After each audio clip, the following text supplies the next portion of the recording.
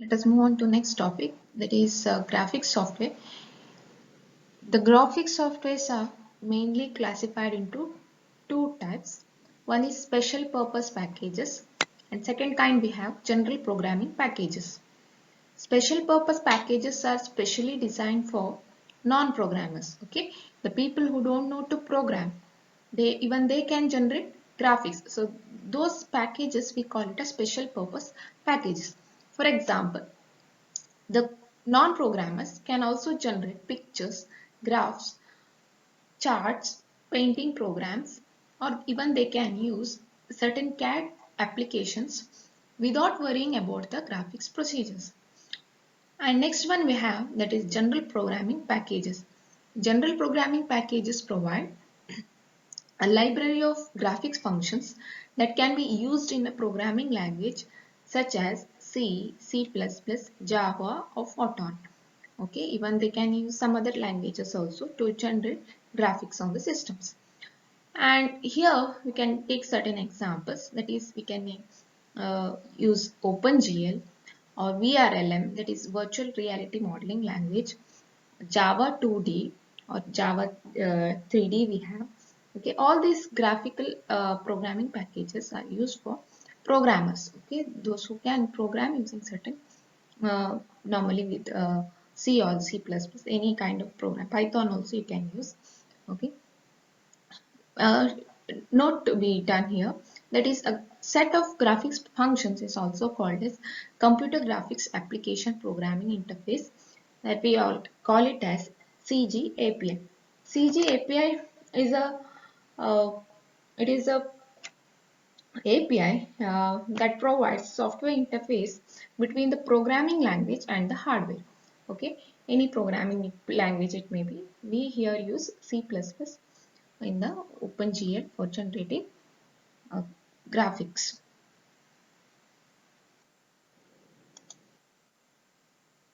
Let us see how coordinate representations are being done in graphics software. So to generate a picture using any programming package, we first need to give the geometric descriptions of the object. Okay, these descriptions determine the locations and shapes of the object. Okay, for example, here you have a box. Is it? You have a box here. Let us take here. This box has positions of its corners, that we call it as vertices. And suppose if we have a cylinder has got radius and its center point. Okay, so this has to be specified earlier. So here first we define the shapes of the individual objects, such as here you have box and the sphere. Okay, within the separate coordinate reference frames, and these reference frames are called as modeling coordinates, or sometimes we call it as local coordinates or master coordinates. Okay, so this coordinate system where you are going to specify it differently. Okay, maybe you say here you have a box. One programmer, he may develop this box with his own coordinates, and another developer, he may develop this cylinder in his own system with his own coordinates. So first initially all are going to take the master coordinates, or we call it as modeling coordinates or local coordinates. Okay, and later this all these modeling coordinates has to be combined to form a world coordinate system. Okay, in world coordinates, every objects, whatever the different developers are going to develop, they are going to be combined here, and we have another reference frame, we call it as world coordinate system. Okay, after this, so how this modeling coordinates and world coordinates are being represented, you can see here, every time you, or when you are going to represent any vertices here in the modeling coordinates or in the world coordinate system or in the normalized coordinate system, we are going to represent it with three values. Okay, that is x value, y value and z value. Similarly, so first if you are seeing modeling coordinates, how it is being represented. For example, I take here a vertex. Okay, this vertex is being represented by xmc, ymc and zmc. What is this xmc? That is x value in modeling coordinate system, and next you have y value in modeling coordinate system and z value in modeling coordinate system.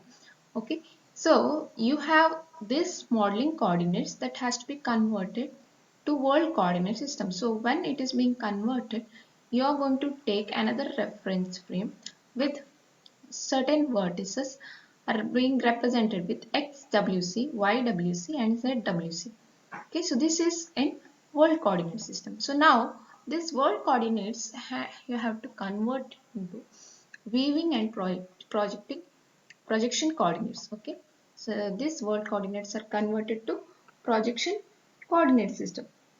So world coordinate positions are first converted to weaving coordinates. Okay, and based on the positions and orientation of the hypothetical camera that we are going to place uh, within this world coordinate system, we are going to generate uh, projection coordinate system. Okay, that is projection coordinates we say. So here again when I say weaving coordinates are represented by again xvc, yvc, zvc. Okay, and next we have projection coordinates. So that is represented by xpc, x value that is in project coordinate system, y value in project coordinate system and z value in project coordinate systems. Okay, now this projected projecting coordinate system has to be converted to normalized values. So always normalized values will be ranging from -1 to 1, or it ranges from 0 to 1. So now if you are seeing normalized coordinate systems, how these x values are represented, see that xnc, ync and znc. So these values will be totally different and you compare it with the modeling coordinate systems. Okay. And now this normalized values has to be converted to device coordinates. So in the device coordinates, again you will be having the reference point. Okay, so that is when you are saying device coordinates, this device coordinates will be actually the coordinates which you are going to represent on the computer screen. Okay, so again this will be a two-dimensional value, so that's why we represent it with device coordinates with xdc and ydc values. Okay, so here now you can see that this actually whatever you want to build, this box and the cylinder, this is actually rendered on the screen, okay, on the computer screen with device coordinates.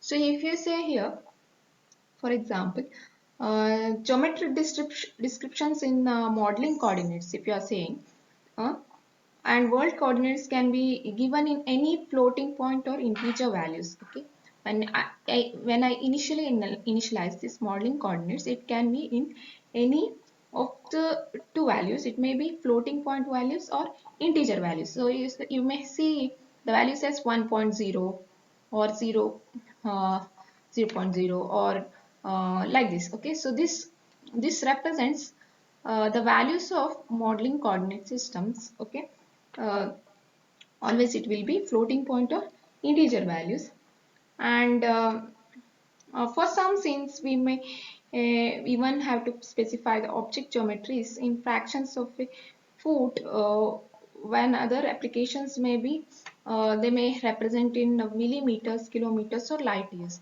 Okay, so this is when I say about modeling coordinates, what you are going to represent, it may be say kilometers or millimeters, centimeter, foot, everything you may represent in modeling coordinate system.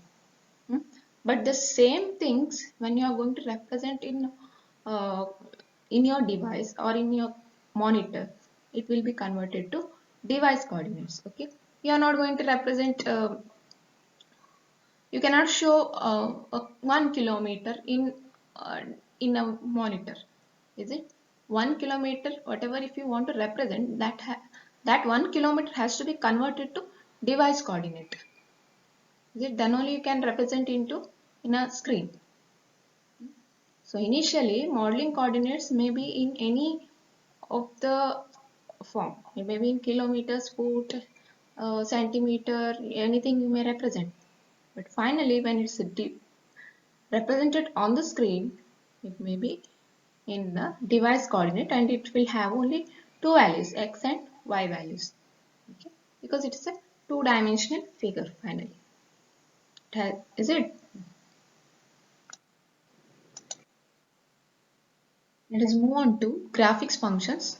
Graphics functions provides users with variety of functions for creating and manipulating pictures. So let us see what are the functions it is going to provide. The basic building blocks for pictures are referred to as graphics output primitives.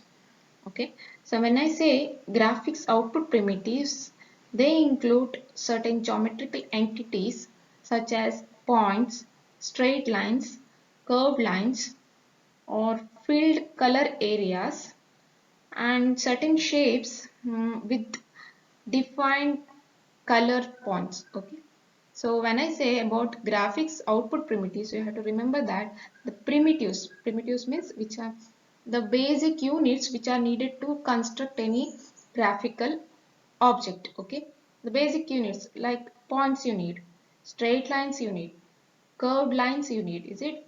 And sometimes you need filled color areas also, or certain shapes, maybe triangle, rectangle. Okay, so these are the standard shapes which are needed to form any picture. So these are the basic building blocks we are saying. Okay, so this we call it as graphics output primitives.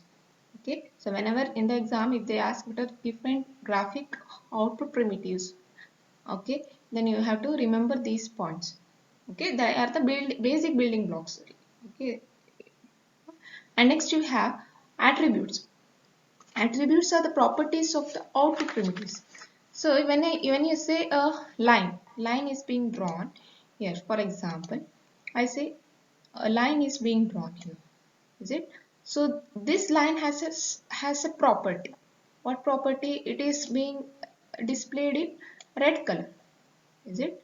It's displayed in red color. So this is the property of this line, and it is whether it is a thick line or a thin line. So that is also a property. So this is a thin line. Is it? So now you have attributes. Attributes are defined as attributes of the properties of output primitives. So what are the primitives we have? Primitives are lines, points. Okay, when you have when a small point we are saying. Okay, a point is also considered as a primitive. So this point has got its own property. Is it? It's displayed in red color. So that's also you have to remember every graphical output primitive has got its own attributes. And now we can change the size, position or orientation of an object using geometric transformation. So suppose if you want to change the line, so you have a thin line or a red color line. So red color has to be transferred into blue color, think that. Okay, so we need to change now. We need to change the color of the line to blue color, think that. Okay, so then you can use geometric transformations. Okay, we can change the size, position and orientation of an object using geometric transformations. And next we have modeling transformations. Modeling transformations are used to construct a scene on the particular monitor, is it? So next we have weaving transformations. Weaving transformations are used to select a view of the scene, the type of the projection to be used and location where the view has to be displayed. So weaving transformation, maybe you say here you have a monitor. Okay, on the monitor you have to display your windows somewhere here. Okay, so this is the weaving transformation. Okay, so you have to display it on the corner somewhere here. Okay, so that is viewing transformations are used to select view of the scene, the type of projection to be used, and location where the view has to be displayed. Okay, when I say the type of projection to be used, maybe you are going to place a camera and you are going to view this object. You view certain object. Maybe you say you have placed a box. Okay, when you place a box inside the particular window, how it has to be viewed. Okay, maybe certain areas has to be shaded. Okay, so all these things will be done by viewing transformations. Where exactly the window has to be located on the screen or location you say, and type of projection used, everything is determined by viewing transformation. Next you have input functions. Input functions are used to control and process the data flow from these interactive devices. What are the interactive devices you may use when you are going to interact with your computer? That is using mouse, tablet or joystick. You may change the object on the screen. Is it? You may change the positions of the object on the screen. So next we have graphics package contains a number of tasks. Okay, so there are number of tasks that are carried by graphic package. We can lump the functions for carrying out many tasks by under the heading control operations.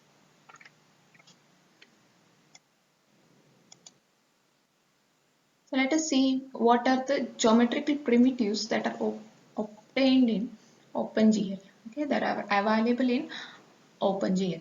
So we have points. Point is a OpenGL primitive. Okay, so how do you represent this primitive? That is a point. Point is a primitive. How do you represent this in OpenGL? We represent it by GL underscore points. Okay. Next we have GL underscore lines. So this is also another geometrical primitive available in OpenGL.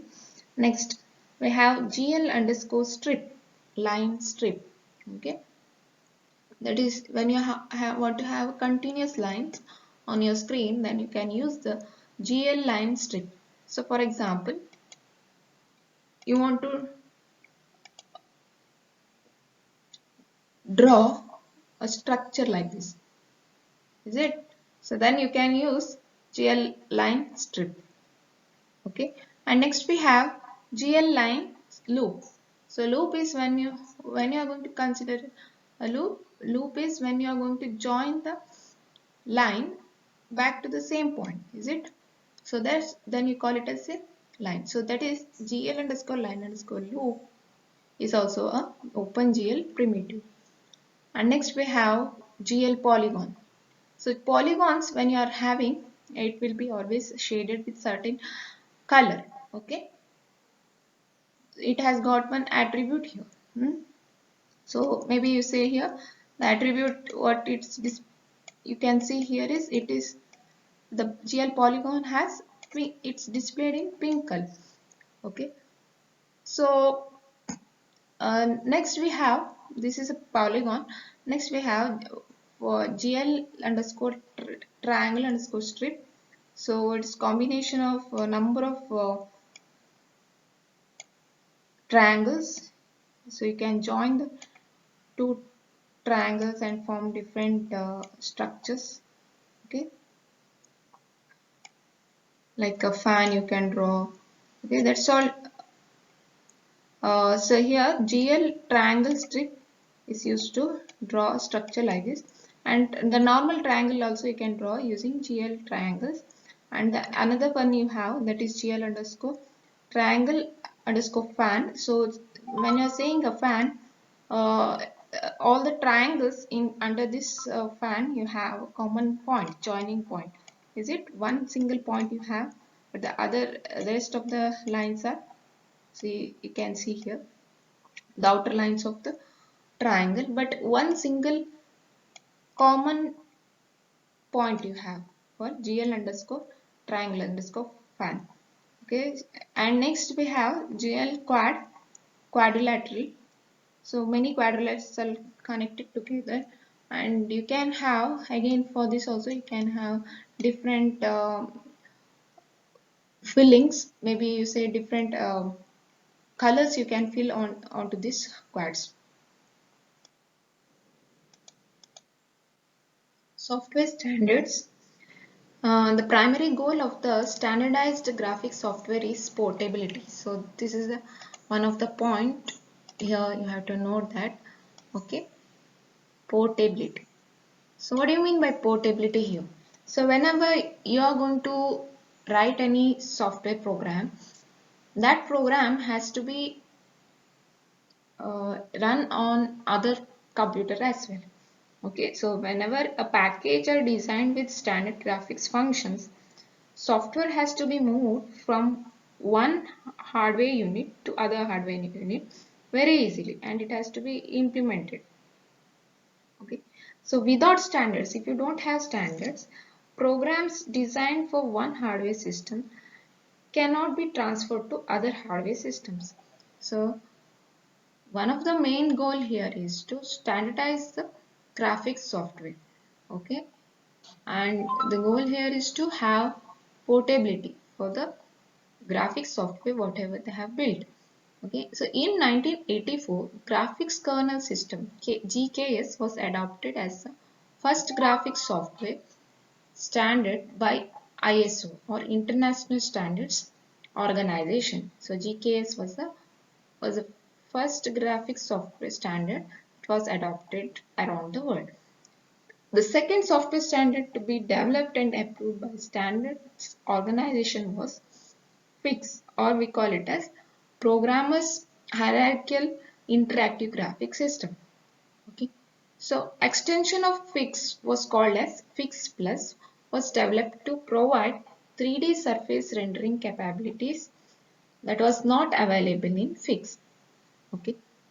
Next point is the graphics workstations from Silicon Graphics came into existence with a set of routines called GL, Graphics Library. So only when the Silicon Graphics had its workstations, we were able to have the graphics libraries in the system. Okay, so these are the standards. SGI, or we call it as Silicon Graphics. So this Silicon Graphics revolutionized the graphics workstation by implementing the pipeline in hardware. Okay, in 1982. To use the systems, programmers used library called graphics library. So the workstations, whatever they used earlier, they had graphics library too. With graphics library, it was simple to program three-dimensional interactive applications. Okay, actually this OpenGL library is specifically designed for efficient processing of three-dimensional applications, but you can also handle two-dimensional applications also, where you have to take z coordinate values as 0. For example, you say here uh, three dimensional, when you are representing x value, y value and z value also you need. So suppose if you want to work with two dimension, you can give values only for x and y, and you can take z value as 0 in case of two dimensional figures. Okay, so you can with the Silicon Graphics workstations, they were able to uh, produce the graphics which were 3D graphics as well as 2D graphics. So the success of GL graphics library led to OpenGL in 1992. A platform independent API was developed in 1992 that was named as OpenGL, and it was very easy to use, and also it had enough hardware for having a excellent performance, and also it was focusing on rendering scheme. So there were many advantages of having OpenGL in those days. Other graphic packages uh, other than OpenGL we have. Okay, many other graphics programming libraries have been developed for general graphics routine, and also some are aimed at specific applications like animations, virtual reality, etc. The other graphics packages, for example, we have Open Inventor Virtual Reality Modeling Language, or we call it as VRLM. And we can also create 2D scenes or 3D scenes using Java applets. We have a graphics application as Java 2D or Java 3D. So using these packages also you can generate different kinds of computer graphics.